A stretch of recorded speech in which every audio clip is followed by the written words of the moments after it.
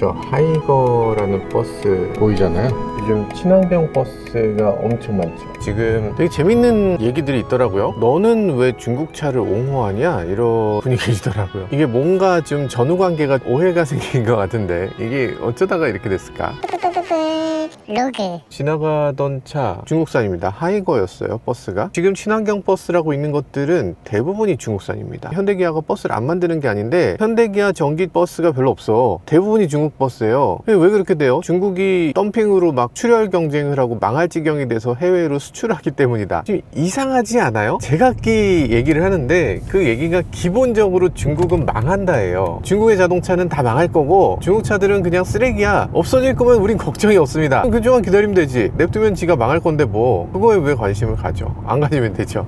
그렇지 않습니까? 근데 그게 맞나? 미국이나 유럽이 중국차에 대해서 뭐 100% 관세를 때린다, 뭐 몇 퍼센트 관세를 때린다 하잖아요. 그거 뭡니까? 망할 거면 뭐하러 관세 때려? 관세 얻어맞았으니까 망한다 이런 거 있는데 그러면 관세 얻어맞아서 망했어. 만약에 중국이 망했다 쳐요. 미국하고 유럽이 관세를 때려서 중국이 한국으로 왔어. 우리는 중국차에 대해서 개무시를 하고 있어. 그러면 우리는 관세 없어도 되겠네? 그렇게 됩니까? 이렇게 안 되죠. 제가 왜 중국차에 대해서 얘기를 하겠어요. 인터넷이나 뉴스 클릭으로 이렇게 몇 개 뉴스를 보신 분들은 중국 요즘 어렵다, 망한다, BYD 되게 어려운 상황이다, 뭐 이런 얘기 많이 보셨을 텐데 그런 것에 대해서 좀 더 깊이 있게 생각하는 사람들이 있을 거잖아요. 증권사 애널리스트들 포함해서 각 회사에 있는 업체 관계자들 입장에서는 촉각을 곤두세우고 있습니다. 모든 자동차 회사들이. 미안한 일이지만 BYD가 망한다고 보는 전문가는 없어요. 아무도 없어요. 정말 아무도. 여러분들이 지금 인터넷에서 보는 정보는 뭔가 크게 잘못됐다. 아니 정말로 없다니까. 제가 동떨어진 얘기를 하는 것처럼 이게 돼버려서 너무 코미디인데 왜 이 여론이 이렇게 이상한 쪽으로 끌려가죠? BYD가 망한다고 보는 건 몇몇 유튜버, 몇몇 인터넷 기사잖아. 여러분들 어디서 또 보셨어요? 애널리스트 주변에 있는 사람들 중에서 BYD 망한다는 사람이 있어요? 현대차에 있는 직원들 중에서 망한다는 사람이 있나? 그러니까 전후관계가 좀 바뀐 게 제가 지금 중국차가 좋다고 얘기를 하는 게 아니잖아요. 중국차가 망한다고 하는 주장이 있고 그 망한다고 하는 주장이 얼마나 허구인지를 얘기를 하는 거잖아. 만약에 정말 망하는 게 맞다라고 하면 망한다는 주장에 근거를 들고 와야지. 중국차가 그냥 망해버려? 없어져? 그러면 참 좋겠다. 나도 좋겠어. 그러면 좋겠는데 안 없어져요. 문제는 우리 뉴스가 이상하게 왜곡됐어요. 중국에 대해서 때리면 통쾌한가? 그래서 그런가? 중국을 때리면 기분이 좋아져요? 안 망할 걸 뻔히 알잖아. 중국의 자동차 시장이 어떻게 망해? 중국 자동차를 몇 대 팔았어요? 3천만 대를 팔았어요. 이게 뭐야? 3천만 대를 팔았는데 어떻게 망해요? 미국 시장이 1,000만 대 파는 동안에 지금 중국이 3천만 대 파는데 현대, 기아, 제네시스 해서 세계 3위라고 얘기하지만 그 현대가 파는 게 몇 대야? 700만 대예요. 그리고 또 정말 중요한 얘기는 잘 될지 안 될지 나는 몰라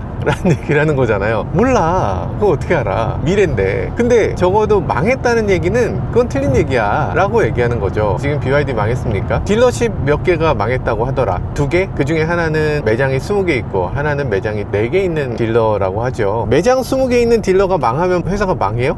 저기 현대차 대리점이었는데 갑자기 없어졌네? 그런 경우 없습니까? 있죠. 있는데 우리나라에서 시스템이 잘 돼 있어서 폐업을 했어. 갑자기 뭐 어떤 일이 벌어졌어 라고 해도 문제가 되지 않도록 시스템이 잘 만들어져 있어요. 예전에는 간혹 그런 경우가 있었어요. 저도 몇 번 다루기도 했는데 3년 전쯤에는 자동차가 별로 안 나왔잖아요. 자동차를 사서 그냥 중고차 시장에 내놓으면 굿돈을 받는 시대가 있었어요. 신차를 너도 나도 계약하고 그래서 그걸 가지고 재테크를 하시는 분들이 꽤 있었습니다. 자기가 순수하게 자동차를 사는 사람도 차를 주문하면 1년, 2년씩 걸리는 거예요. 반도체가 부족하다 뭐 해서. 그 상황에서 어떤 일이 벌어졌냐면 사기꾼들이 등장했습니다. 나한테 차를 사면 빨리 뽑아볼 줄 뿐 아니라 100만 원 할인해 줄게요. 특별 재고가 있어요. 근데 현금으로 나한테 입금을 하세요. 이런 경우가 있었죠. 물론 그거하고 지금 전혀 연관되는 게 아닙니다. 근데 그런 식으로 대리점의 돌발 행동 같은 것들은 항상 있어요. 그래서 그 이후로 어떻게 됐느냐, 절대로 개인의 통장에 넣으시면 안 된다는 내용이 자동차 계약 단계부터 계속 뜹니다. 그 얘기는 뭐냐면 자동차 업계가 항상 그런 문제를 겪고 그 문제를 해결하면서 발전해 온다는 거예요.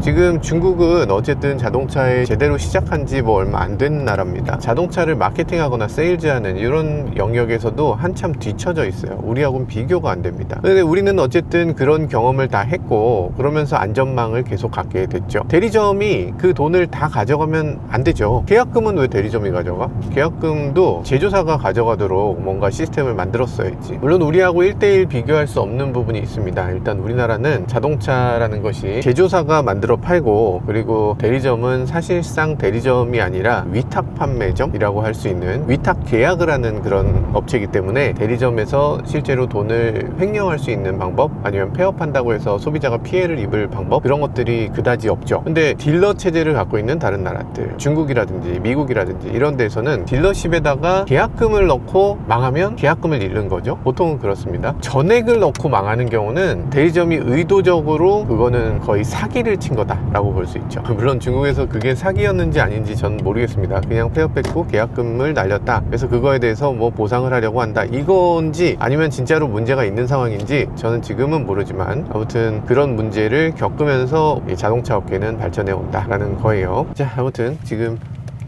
BYD 버스네.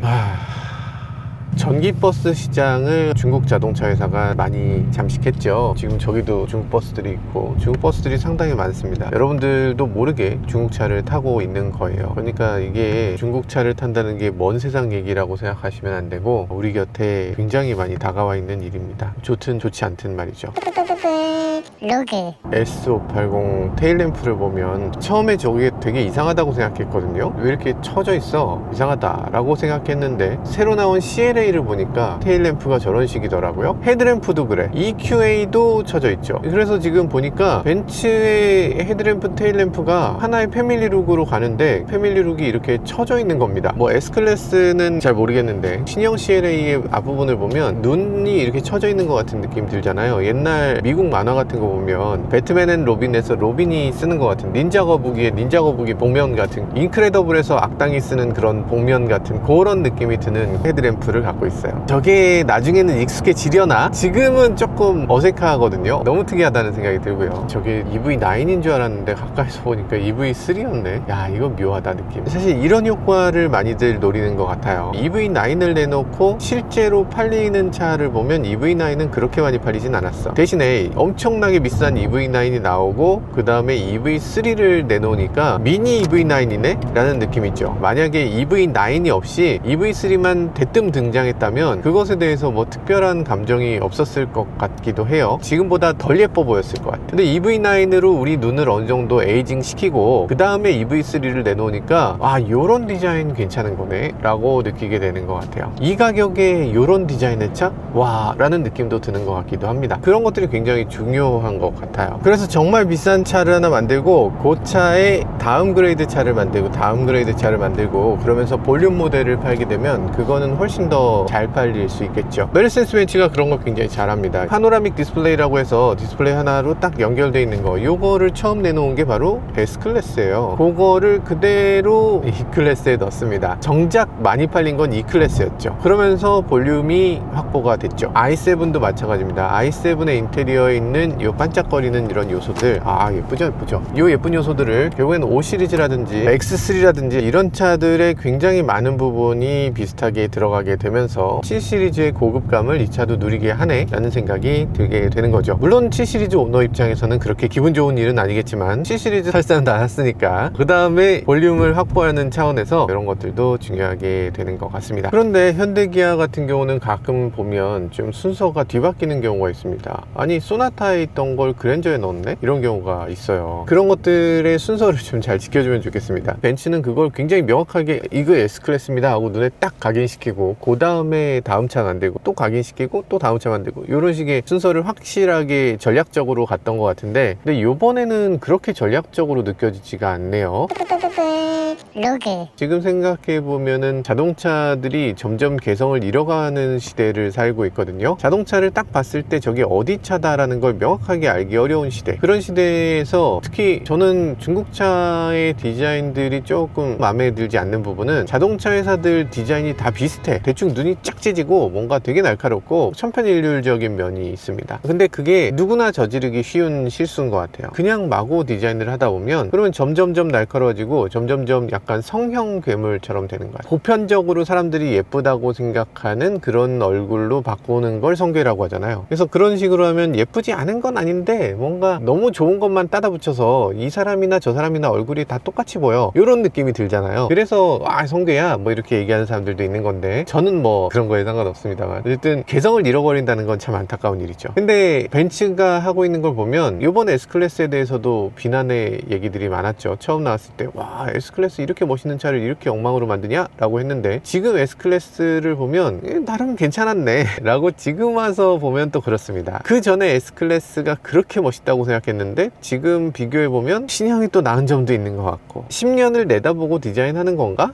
라는 생각이 뒤늦게 들기도 합니다. CLA나 아니면 벤츠의 여러 가지 자동차들도 지금 봤을 때는 굉장히 좀 어색하다라고 생각되는 것도 사실이지만, 아마 시간이 지나고 나면 이게 벤츠구나 라고 생각하게 될 것 같아요. 지금은 우리가 벤츠의 CLA 형상을 보면서 제가 닌자 거북이 같아요 이렇게 얘기하지만, 닌자 거북이를 보고서 이제 벤츠 같아요 이렇게 얘기하게 되지 않을까. 누누이 말씀드리지만 앞으로 세상이 어떻게 될지 아무도 모릅니다. 아무도 모르기 때문에 함부로 뭔가를 예단하는 것은 조금 잘못이다. 처음에 봤을 때는 조금 이상하다고 느끼는 건 우리의 시각의 틀을 깨뜨렸기 때문일 수 있어요. 지금 TV에 나오는 연예인들 중에서 굉장히 예쁘다는 평을 받는 사람들이 그대로 20년 전에 갔으면 지금 뭐 저렇게 생겼냐? 할 수도 있어요. 그러니까 시대상을 분명히 타기 때문에 요즘 들어서도 제가 저희 직원들하고 같이 새로 나온 자동차 디자인에 대해서 얘기를 하면 이분들은 약간 생각이 너무나 확고해. 요게 답이다. 요건 틀렸다. 이런 식으로 생각을 많이들 하는데, 근데 저는 그런 경험을 굉장히 오래 했잖아요. 정말 멋있다고 생각했던 게 지나고 보면 별로 아니야. 진짜 별로라고 생각했던 게 지나고 보면 또 괜찮아. 뭐 이런 경우를 너무 많이 경험했기 때문에 지금 어떤 디자인을 봤을 때 저걸 가지고서 와, 디자인이 저게 뭡니까? 하고 말하는 게 굉장히 조심스러워요. 생각의 바운더리를 깼네? 이런 느낌이 들 때가 상당히 많이 있습니다. 여러분들은 안 그러신가요? 여러분들도 아마 그러실 걸로 생각되는데, 저는 신형 그랜저를 보고서 처음에 굉장히 놀랬거든요. 현대 대형차에 이런 디자인이 나올 수가 있단 말인가. 처음 봤을 땐 너무 거창해서 놀랐어요. 산타페에 대해서도 저는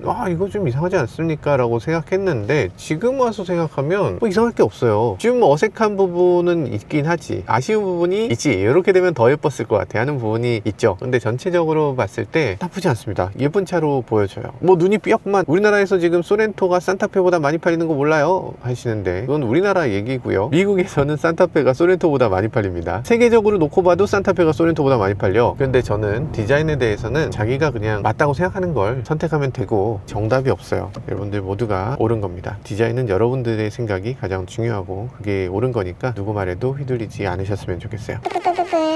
로그. 그래서 요즘 벤츠 디자인을 보면 천편일률적으로 다들 똑같은 성괴가 되어가는 이런 세상에서 독자적인 벤츠만의 디자인 특성이란 무엇인가, 벤츠만의 철학은 무엇인가를 보여주는 아주 독특한 디자인을 하고 있다라는 생각이 들고요. 지금 들어서 자동차 몇 가지는 디자인이 조금 어색하다라고 느껴질 수 있지만 그 어색함은 시간이 지나면 사라지게 될 걸로 기대됩니다. 자, 아무튼 지금 시승하러 가는 차는 현대 넥소인데, 넥소 디자인도 호불호가 많이 갈리는 것 같아요. 어떤 사람들은 진짜 멋진 디자인이다, 어떤 사람들은 이게 뭐냐 라고 갈라지는데, 근데 분명한 건 있습니다. 여기 길에 넥소가 지나가면 다들 쳐다보면서 한마디씩 할 거란 말이죠. 그렇게 시선을 주목시킬 수 있는 자동차라는 점에서는 넥소가 디자인적으로 해야 할 일을 했다. 넥소는 어쨌든 많이 팔릴 수 있는 자동차는 아니고 아주 적은 숫자지만 사람들 눈에는 꼭 띄어야 되는 그 역할을 넥소 디자인이 해냈다라는 생각이 들기도 합니다. 얼마 후면 해외로 나가서 특별한 차를 하나 시승하게 될 텐데, 그 특별한 차를 시승하게 되면서 여러분들께 좀 더 많은 얘기를 전해드릴 수 있으면 좋겠습니다. 오늘은 말씀드릴 수가 없는 게 좀 안타깝긴 하네요. 그래서 오늘은 여기까지. 지금까지 저는 모카 김한용이었습니다. 감사합니다.